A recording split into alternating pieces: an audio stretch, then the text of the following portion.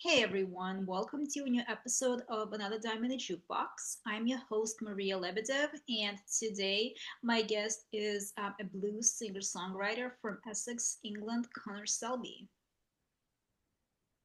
Hi. Hi Connor. Let's go ahead and get right to the questions. So you were born in Essex, but growing up, you moved around between the UK, US, and the United Arab Emirates and the Middle East. How come you had to move around so much? It was mainly because of my dad's job. He works in finance, so he worked for various different banks all over the place. And that's why we lived in the States. He worked in New York for a while, and we lived in Connecticut. And yeah, the same for the UAE. He worked for a bank out there, and we all went as a family and lived there for 4 years, I think. Then we came back to England in 2011, around that time, and I've been here ever since, really. I see. Sorry about that. So yeah, you definitely lived in a lot of places. I myself have moved around quite a bit when I was in high school, and I always remember that as a teenager, that process was pretty stressful for me, specifically because I switched between three different high schools, and I always hated that concept because like I always had to make new friends, and Hmm. I could never really stay in one place. I always wished I could. I always wished I could stay in one place when I went to high school, but unfortunately, that never happened. Did you ever mind all the moving around? Yeah, I think I was quite similar to you in that sense. I definitely found it stressful. I mean, I was okay, but yeah, obviously moving around, like you say, having to meet new friends and readjust to to new unfamiliar environments with different people and different cultures. It can be a lot, especially when you're young. But yeah, I think everything that happens to you in your life, all contributes to the way you end up being and the way you grow up. So I guess it all, had an effect on me for positive or negative. Mm, But yeah. I see. And where are you currently residing? Yeah, so I'm still in England, still in Essex. Um, Slightly different parts where I grew up, but still quite close. I see. And how old were you when you moved back to Essex? I want to say 13 or 14. Yeah, 14, I think. I see. So, well, at least you got to go back home. Yeah, exactly. Yeah. And how old are you right now? 28. Hmm. So what instruments do you play, and how old were you when you started playing them? So I pretty much just play the guitar, and I sing as well, but I don't really play any other instruments, unfortunately. I did play the violin when I was very young. That was the first thing I started playing, but that was when I was maybe 6 years old, and I probably did it until I was 10 or 11, and then I stopped and I haven't picked up a violin since. Um, but yeah, the guitar I started playing when I was slightly older than that, maybe 8 years old. Um, and that was doing classical guitar lessons at school. And then a couple of years later, I started playing the electric. And it wasn't really till I was a bit older, like when I was in Dubai, that I really got into playing the electric guitar. And I think, part of the reason why I got so into it and so obsessed with it is because, the thing we were just talking about of moving to a new country and having to find something to kind of structure your life around and to find some consistency. And I think I did that through music, and music was a big source of comfort for me and relief. And yeah, I just got really, really obsessed with it and just used to practice guitar all day and listen to music all the time. And that was kind of the beginning, of my passion for music. I see. Do you think that your moving around has affected your music in any other ways besides you developing that consistency and uh, managing to discipline yourself like that? I don't know really. I mean, I wouldn't say it has, to be honest, because the music that I've always gravitated towards is not necessarily the music that I've been exposed to in my day-to-day life. Mhm. Like even when I was in the UK, I never listened to, what was popular on in the charts or whatever, what my friends were listening to. It was always something that I had to seek out to some extent. I mean, my dad uh, is a big music fan, and I guess he got me started in a lot of ways with the blues in particular. But yeah, for me, music was always a very personal thing and something I had to, something I really attached to myself and my own sense of identity. And I really enjoyed going out and exploring and looking for new music and discovering new music. And that was a big deal for me. Yeah, I loved doing that with music too, as a kid, and especially when I was in my 20s. Um, when I was a kid, my stepdad, when I was like around 11 or 12, he made a bunch of CD mixes for me, where basically it was just like a huge mix of a lot of like different, uh, mostly pop and rock music from like the 90s and the 2000s. There were also some 80s in there. And I would basically listen to that on loop. When I was about 12, I also like to um, Cher was one of my favorite artists. And then, like when I was in high school, I would listen to a lot of rock and roll or whatever was popular. So, yeah, I was always Great. listening to a lot of music constantly when I was young. I actually just stopped doing that recently because I need a break from that. But yeah, I can definitely see like how you would be constantly on you would constantly be looking for stuff to listen to, and you would like find comfort and also entertainment and like fulfillment in listening to music constantly. It's definitely really it's definitely healing in a lot of ways, but it's also huh, it's a good thing to occupy yourself with. Like it Yeah, definitely, definitely. yeah, it definitely gives you something to do and like something to think about. Mm. So let's see. So what is it about blues music that attracts you to this specific genre? Because, like, again, you are a blues musician, right? Yeah. Yeah, good question. Yeah, I'm not really sure to be honest with you. At least in the sense I don't know why it's always moved me so much and affected me more than anything else really in the world, Any other form of art, the blues has definitely, had the most effect on me emotionally. And, to this day, I never get bored listening to it. I can just listen to that music endlessly and I always find something new in it. But I think if I, I do try and think about it. And if I think I think if I had to come up with some qualities about the music that really appealed to me, it would be the kind of rawness of it, the honesty. I really like plain, uncomplicated music, which not necessarily just the blues, but I think the blues falls into that category. And, it's very wholesome in a way. It's just very true to life. It doesn't, it's not too pretentious and it doesn't try and cast things in a, unrealistic light. It just depicts life as it is for the, the positive aspects of life and obviously the negatives. And yeah, it just really gets to the core of the kind of human condition, I think, in a way that no other music really does, at least in my opinion. Hmm, I see. That's an interesting take on it.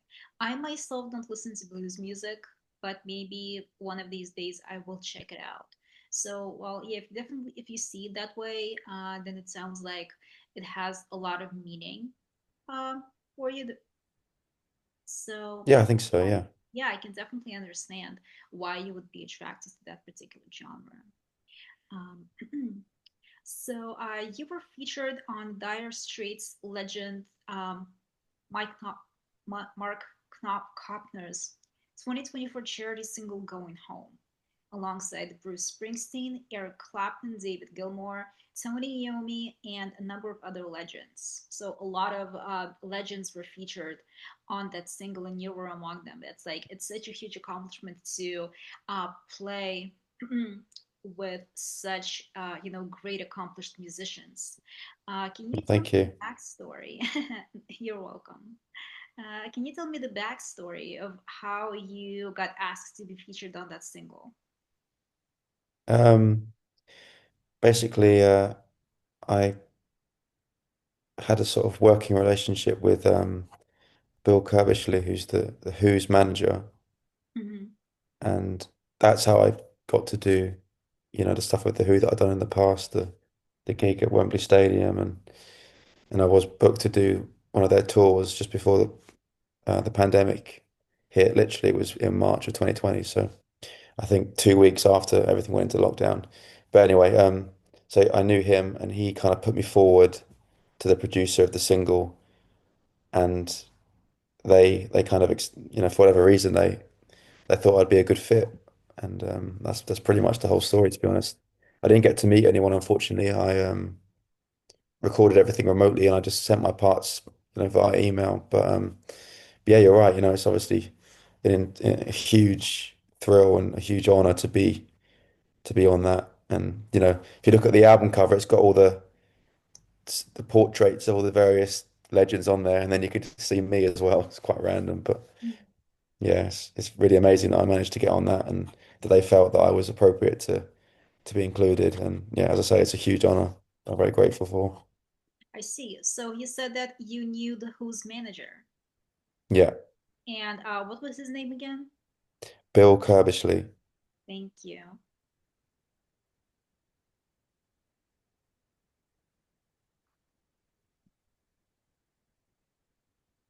Okay, I'm definitely gonna look that up later, but that is really cool. Hmm. So you Thanks. signed onto Provoke Records in 2022. Yeah. Can you tell me in the nutshell the steps that led to you eventually signing with them? So I'd made an album in 2020, in December 2020, and I self-released it in 2021 as an independent artist. And then I really thought that I wanted to try and release it through a label, so I sent it out to loads of different people, and I guess Provoke liked what I was doing. So I got in touch with them, and then we started talking, and yeah, and then eventually led to me getting signed, and obviously a lot of the artists they have on that label are people I'm huge fans of that I've loved for many years.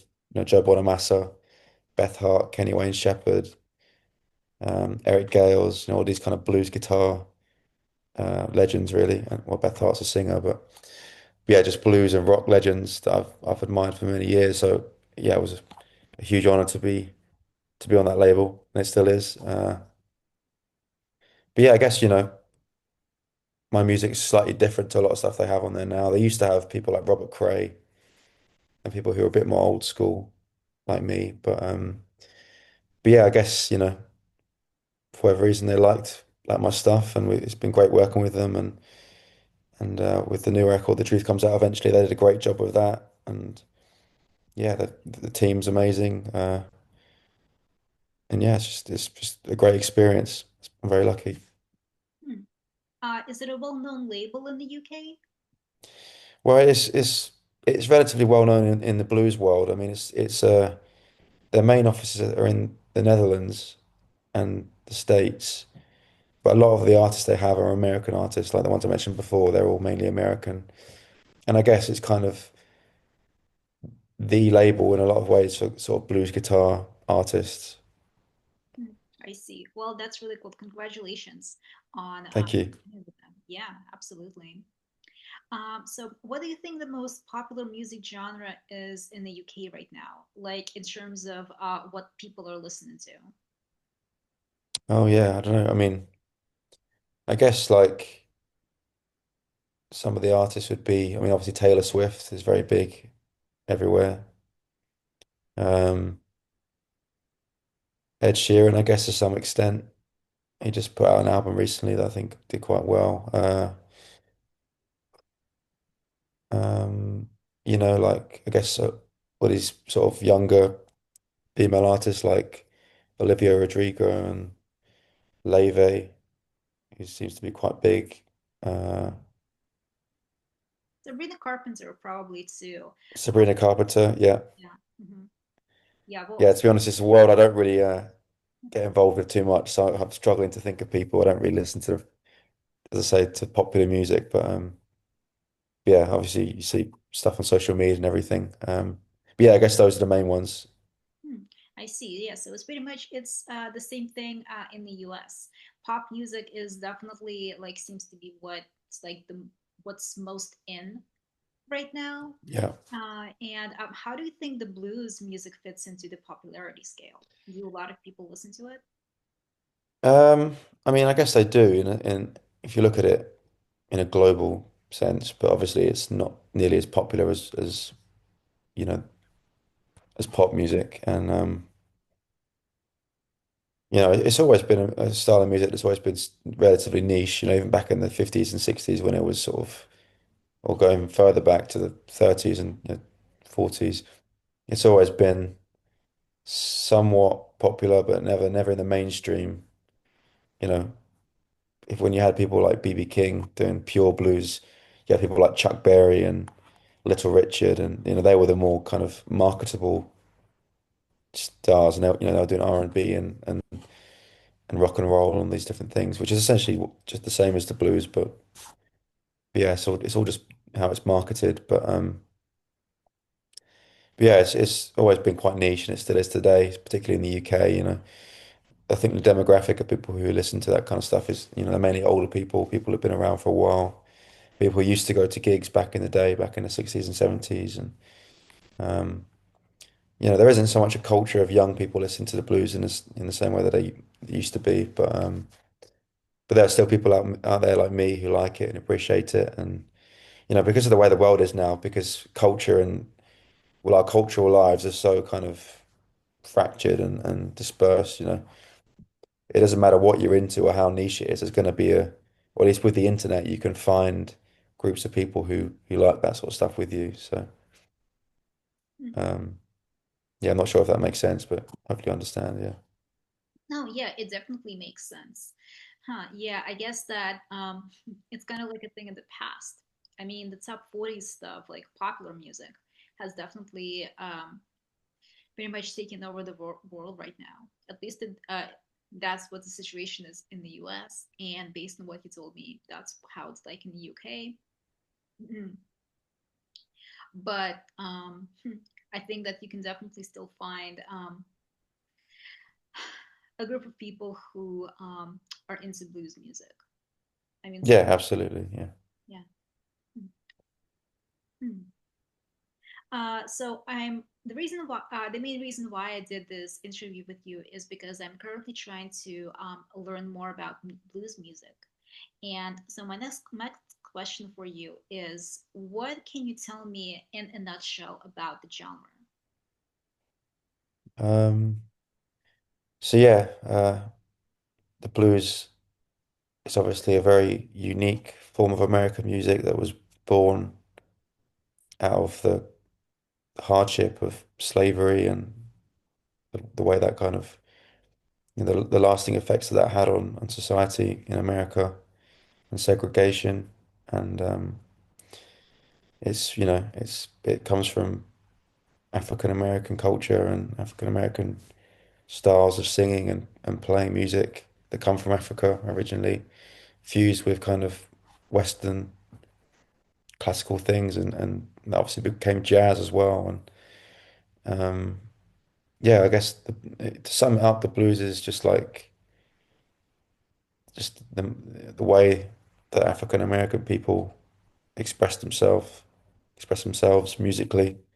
It's, at least back when it first started, obviously it's changed now, but that's really where it came from. It was just ordinary people singing about their lives and singing about their day-to-day experiences. And like I was saying before, it's very direct and very pure music. It's not pretentious and it's not over the top. It's very plain and it just kind of presents life how it is, with all its ups and downs. Um, but yeah, for someone like me, obviously I'm not necessarily a part of that culture, but the music has always resonated with me and lots of other people from England, obviously over the years, and then it became rock and roll, and then rock.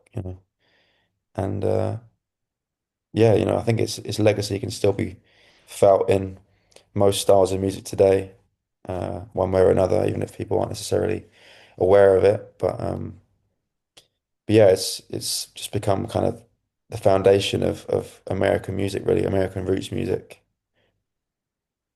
Hmm, I see. Well, yeah, I can definitely understand how blues would be just like really raw and really honest and unpolished. Hmm, I guess that you could say it's the kind of music that is made purely for expressing your feelings and not just for entertainment. Yeah, I mean, don't get me wrong, there was a lot of entertainment aspect to it as well. But yeah, fundamentally, I think it comes from a place of, well, as I say, it comes from a place of persecution, really, people being persecuted and needing an outlet, needing some way to express their pain in a way that was unique to them and in a way that wouldn't get them in trouble or wouldn't lead to, more hardship. And that's what the blues was really.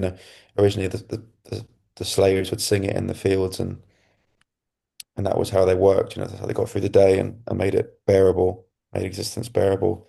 And it went into, juke joints and nightclubs and yeah, like it was the kind of the cornerstone of African American people's lives back in the beginning of the 20th century. Mm, I see. Okay. Thank you. Yeah, I definitely feel like I just learned something new. Okay, and I have two more questions left for you. So, are there any special projects you're working on right now? Not at the moment. My album came out in August, my new album. I've just done a big tour of the UK to promote that and just went to the Netherlands for a show. And I've got some more shows in France coming up in December. Uh-huh. And then, yeah, at the moment, just getting everything together for next year, working on planning more gigs and hopefully more recording and just working on material and trying to get everything together for the new year, really. Hmm, I see. And what's your album called? The one that just came out in August. The truth comes out eventually. Thank you.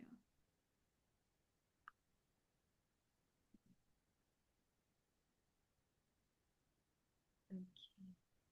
Well, Connor, thank you so much. Those were all the questions that I had for you. I will definitely check out your album and hopefully you'll be coming to play to the US sometime, to LA. So hopefully I can hear you play live.